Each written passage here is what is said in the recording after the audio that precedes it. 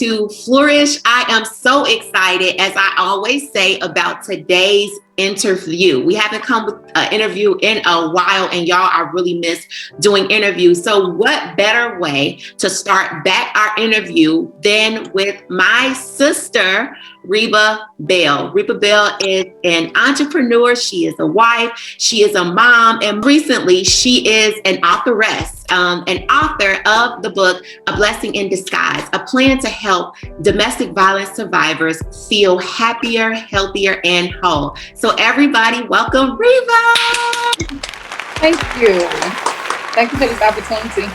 Yes, I am so excited about this because this is a topic that happens to so many women, as we mentioned in the stats prior to this video. It is something that has personally touched me in so many different ways and has also touched you. And so I'm excited to talk about your experience with domestic violence and then get into some of the details of the book. So we're just going to jump right into it. Tell us a little bit about your personal experience with domestic violence. I'm talking about in the book is how domestic violence affected my life personally in my own household, and how it transitioned from being in my household to my relationships. Well, of course, most people that's been abused don't know where it came from. They're not aware of it. And then also in the form of domestic violence, it happens in different forms. So it could be emotional, it could be physical, it could be mental, as we all know. Sometimes, we don't call sexual abuse domestic violence, but it's still abuse. So in the book, I kind of cover all of it because I just don't want to talk about one thing. I want to center it on the point of what I went through, but also to help other people about what they're going through or went through to overcome it. So with my history of domestic violence, it happened in a couple of relationships, happened in my marriage. And so, currently I'm married now. I'm still married to my husband, but that's a overcoming story. You'll find out that in the book, and that's it. What would you say was some of the key tools that really helped you to survive and overcome domestic violence? Some of the points that I talk about in the book, counseling, forgiving yourself, forgiving others, also the whole point of the healing mindset. That's like one of the major aspects of the book. The whole overall book is the healing mindset, because you can't heal out of any situation, any abuse that you've been through, unless your mindset is healed, and it starts from within. So those are most of the aspects that I talk about in the book. Can we go a little bit deeper into what you mean by having a healing mindset? Okay, well, when we're talking about healing, it starts from forgiving. Like I said earlier, forgiving yourself.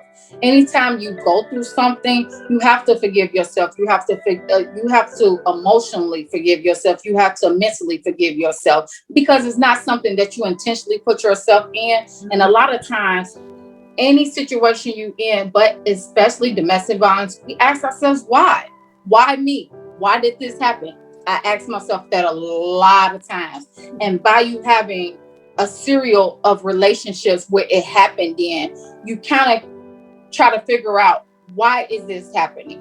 So when you get to the point of why is this happening, it comes with the counseling. I recommend spiritual counseling. Also, I recommend it in the book, counseling in a general, because a lot of people, don't want to do one or the other. But at the same time, counseling is very, very, very vital to the needs of healing in any mindset. Mm-hmm. So it has to start with your mind first. And then when you get to the point of, I want to heal, I want this to happen to me, then it's steps that you have to take. And I was in the shelter, they taught us about the steps on how to not get in another relationship, how to be aware of the abuser, what the abuser looks like, what you have to do, how to get yourself out of a situation before it gets to a physical or emotional or a mental abuse. So what did your experience with domestic violence teach you about God? I would say it honestly taught me first, like I told you earlier, about the different forms of domestic violence, but it also told me no matter what I went through in those situations, God had a plan for my life. He had a plan, and he was there every step of the way. Regardless if I knew it or not, every storm and every situation that we personally go through, I always say, and I brought that up, it's a rainbow at the end. We never stay in a storm a long time if you really think about it. Storms are just a minute, or it could be through the night, but it's always a rainbow at the end of a storm. And regardless if you know it at that time, when I say, like you brought up, a survivor, we're all survivors, but you have to it goes back to the mindset. You have to get to that mindset. I'm not a victim anymore. A lot of times when I was in my situations, I went to another situation and I still was that victim. I kept that victim mindset. And a lot of times us in relationships, we do that with our brothers and sisters. We do that with our mother and fathers. We do that in the relationship that we are in.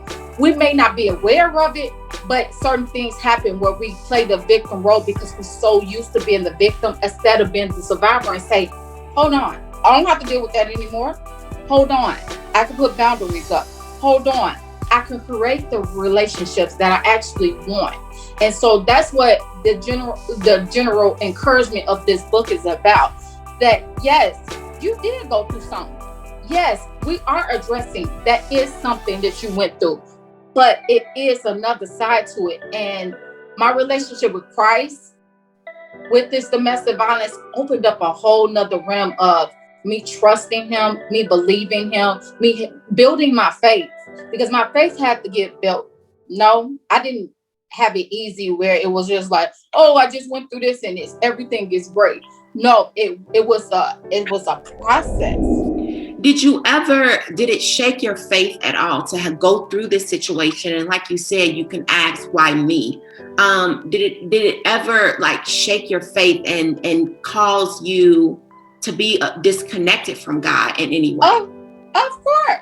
When I first went into the domestic violence shelter, when it happened when my son was 3 weeks, I could tell you, hated my son's father. Hated. And at that time, I did have a relationship with Christ, but it wasn't to the point where I knew what I was going through at that time that Reba. It was because I had to go through that process of, you can't hate him. You cannot hate him because it's only going to hurt you. I didn't want that burden to be on my son. I didn't want that burden to be on me, but I had to go through that. I had to eat that. I had to learn that wasn't my fault. Just because that happened to me, I don't have to take on that. So after your, faith being shaken, what role did your faith then play in allowing you to be an overcomer and kind of putting the pieces back together again? I can say after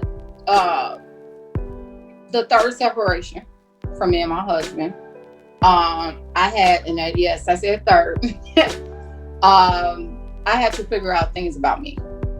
I had to realize that I was broken from the inside out. I had to realize that certain things I did to myself. So it opened up my mindset to evolve and change.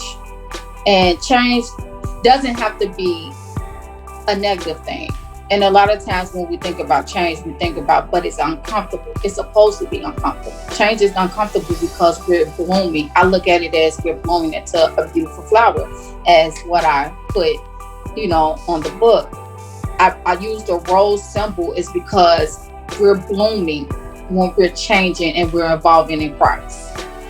So every day, every time we go through something, every time we change in our mindset, every time we're thinking in a different way that's positive and we're trying to change from the negative, it's a struggle. So it allowed me to change my mindset, but it also allowed me to view other people too, like Christ viewed them. A lot of times we view people in this negative way, like, he did this to me, she did this to me, I should stay in this hurt, I should stay in this unforgiveness, I should stay in this bitterness. And all it does is eat us alive in the inside. That causes other things in the future. So once I realized that you are better than this, and you have a relationship with Christ. The relationship with Christ that you have, how about you change who you are so other people that's watching you can change? So other people that's watching you can say, hey, she did it, I can do it too. Because I'm not nobody perfect. I still have my issues just like everybody else. But in the changing and evolving that God placed upon me in that third separation, He really made me really realize myself. It made me dig into who I am in Christ. It made me dig into who I want to be in Him, and how do I want my light to shine for other people, and say, no, I don't have to be ashamed of my story. Because a lot of times when people go through domestic violence, they're ashamed of their story. They're ashamed of what they've been through. Also, it's quieted in the church. And because we're talking about God and we're talking about the church, I have to bring this point up.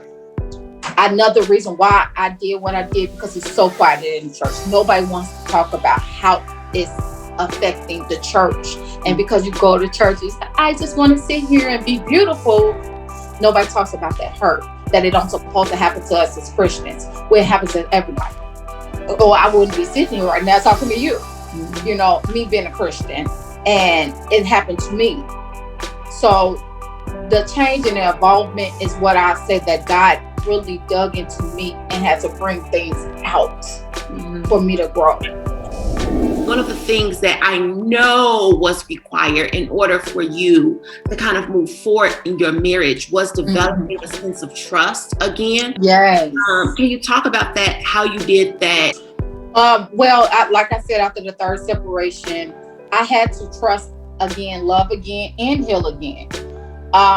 The trust came from me looking at myself first, because I can't just pinpoint one person, but it also came from me looking at my husband as Christ loves him, looking at why he is the way he is, or why I was the way I am, and trying to get those two back of why we got married to become one.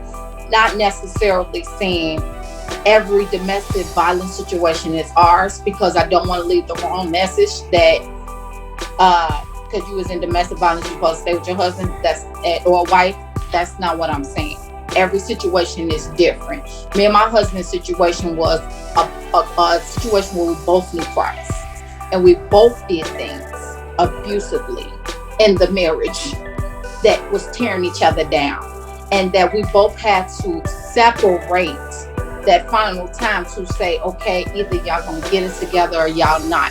So I had to build my trust with God first too.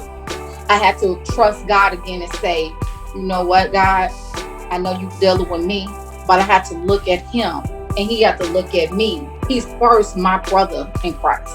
I'm first his sister in Christ. Then we're husband and wife. So when those things start happening, those layers start coming off. The respect start coming. The healing start coming. The love start coming again. I start looking at him as a human being, person. I start trusting him with my thoughts. I start trusting him with my values, and vice versa. Because we both had to center ourselves around Christ, or it wouldn't happen. Also, we both had to get counseling. We both was in counseling too. So I'm not going to separate just God and not separate counseling. I cannot express that enough, because a lot of people try to separate the counseling. You have to talk to someone. I'm sorry. You have to talk to someone, because that's great that you will have a brother or sister to talk to, but you have to have someone that is an odd and even in between, that can understand and say, okay, get your feelings out, but technically, here's where you are. This is the journey.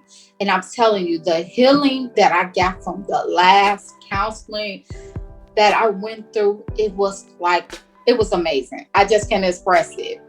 I've been to counseling before, don't get me wrong, but this time it was just like, I'm all in. So I gotta do this. I'm all in. And it wasn't, honestly, at that time, it wasn't about me getting back with my husband. I didn't even know, man, my husband was gonna get back together at that time. It was a commitment that I made that I wanted to change. No matter what relationship I was in, no matter if I got single again, I made a commitment to myself that I want to change. This can't keep on happening because of things that I wasn't intentionally doing to myself. I bring up in the book self-sabotage. I was self-sabotaging myself, my marriage, my relationship, making myself believe that I can have the happiness that people say that they actually have in marriage. So I was self-sabotaging myself, not intentionally, but intentionally not knowing what I was doing. No marriage is going to be perfect. I actually went around saying that. And it was like, once I realized what I was speaking into my marriage, that changed. It's so important. Talk about the importance of the support system that you had and the people around you, and how that helped to bring you guys to a place of healing. I had thoughts of, I didn't want to isolate myself. I didn't want people to think different thoughts about my husband. Oh, he's an abuser, or she's an abuser, or nobody knew our personal situation. And in the last time, I became more of the abuser than my husband was. I had to realize that in the separation. I had to realize that in the counseling. I was the abuser. I'm the one that turned around to be more of the emotional and mental abuser in my relationship the last time. And it was more of, okay, either you're going to deal with this or you're not. Either you're going to heal from this or you're not. So what I did do, I went to my church. I had got a lot of spiritual mentors. And I say lot meaning my pastor at that time, he sent me around a community in the church. Certain people that I knew, I trust, they helped me up. And I could say, if it wasn't for New Life Celebration, I'm telling you, me and my husband, and we probably wouldn't made it, because I needed that. I needed that support system that, okay, I want to change, but I can't do this alone. This was lonely. It was a time in my life that I felt, okay, I'm vulnerable and I don't care who knows my story. I just want help. He pulled in people. Then that's how I ended up finding the counseling outside the church that I was talking about. It was like I was having that support on each end. Then I had my brother and sisters that was calling me. I mean, they, a lot of times, a lot of people try to say, okay, I don't want to bother her too much. I know she's going through a separation. So, I don't want to be too nosy. Or I know she needs this time, because a lot of people think from what they think, what they would need. But I had my brothers and sisters or whatever. My mom, emotionally, she was there for every fight, every argument, crying. I miss him. I don't miss him. I don't want to be with him. I need to change. Parts of his family was there for both of us to support us in, even if y'all don't get back together, y'all got to heal. Because I had a relationship. We got to remember, I had a relationship. I still have a strong relationship with his family. So that support, you are not an island when you go through this. I'm telling you, you're not an island. You have to get the support. You have to get the people around you. One thing you have to do is let the vulnerability come, because vulnerability is not easy, but it's so worth it, because it's like, your friends and your family, you feel like burdens are released. So let's get more into the book. What is your favorite chapter of the book? Well, my favorite chapter in the book is chapter 7. I love Can we see the 7. front? I'm gonna show you guys. I'm gonna do a picture, but just it's so beautiful. It's so beautiful. Okay. Yes, I love it. Thank you. So my favorite chapter in the book is chapter 7. Okay. Changing and Evolving. Sarah Jakes Roberts. So she was a pivotal point of that. For me, the involvement, evolving, listening to her message one day, and the separation, and I woke up and I was just like, he hit it right on the head, like she was talking to me, and I knew it was God. And she was she had a message that was saying, you're in that situation right now, but that's not who you are. And I was just like, she said, you will evolve to be the woman of God that he called you to be. And it just hit me. I'm getting chills right now just thinking about at that moment, like, this is how I'm feeling, the chills I get. And it was just like, God, thank you. Thank you. It was at that moment I knew that he's saying, You don't have to sit in this. Yes. You have that. You can't listen to that. You are better than that. Don't you go out there and let anybody tell you because you did this and you did that you any different than anybody else. Wow. You got a story to tell, and you need to tell your story to somebody to help somebody else. I can hug you, but put your big girl panties on and get up and tell your story. Yes. You're better than this. That is not who you are. That's not who I created you to be. And it was just like from that moment and that day on, I was like, yes, I'm changing. I'm evolving. You know, and it was like I said, and it was times I was deep down in my room crying on my knees. God, when he was showing me myself, I remember he showed me myself. I remember one prayer, if I could say real quick. I was in my prayer and I'm talking about my husband. I'm just like, he did. And it was like God replayed everything I said and did to this man. And he replayed it to the point of fact, I start crying, like hard crying, like he was in the room. Jesus wasn't in the room with me. And broke down to my knees and I'm weeping. Like, but you didn't take care of my son. You didn't take care of the gift I gave you. But what did you do? At a mirror, it was like a mirror came in front of me. Yeah. And I remember that day. It was like a mirror and I just kept on weeping and said, God, forgive me. That's the only thing I could say. Final question is, if you could give any advice to a woman right now who's watching this and she is currently in a situation where she's dealing with domestic violence, what would you say to her? Or a man, or anyone. Yes, limited to because it can happen. A man or a woman. Yep. Consider where you are. Reconsider where you want to be in your future and say, this is not me, regardless of where you at. And then I'll say, tap into God. I don't know if people have a relationship with God. Some people may not have a relationship with God. That's going, because everybody don't. And I respect that. But tap into who you are. We got some kind of faith. And then say, I can make changes to get out of it. Everybody, it's a choice. And I talk about that too. Everything is a choice that we do. And the greatest thing about Christ is that he gives us that choice. He gives us that choice to choose him. And that's what I love about him. Because he gives us that choice to choose him. He gives us that choice to choose people that we involved with. He gives us that choice to choose the relationships that we have. He gives us the choice to choose the jobs and where we go, how we live. The violence is a pivotal point and a change. You have to change your surroundings. You have to change who you are. You have to change who you want to be. And then another thing, you got to start setting boundaries and goals for yourself. You can't get anywhere in life without boundaries. And that's one thing I did learn in this whole process too. Once me and my husband did heal and other relationships healed, because it wasn't just me and my husband, it was other relationships.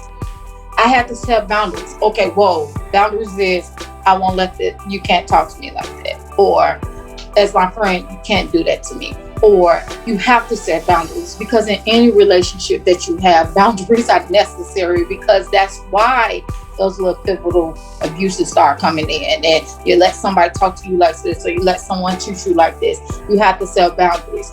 Then lastly, I would say, once you set boundaries, start setting goals for yourself.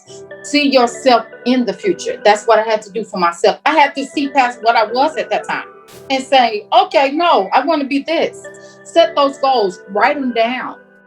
Even if you tell them to somebody or say, this is what I want to do. Tell it to the people that's closest to you that you know that believes in your dreams. Because at the same time, like I said before, you can't do this by yourself. This is not a journey to do by yourself. I would recommend not doing this by yourself, because it's a whole process and you need the right people around you. Please get somewhere that you can trust somebody. I went to a domestic violence shelter. In my first situation, I had to get into a domestic violence shelter because it wasn't a healthy situation. The second situation was a little different. So I had to understand where I was and what I was doing. So every situation and every story is different.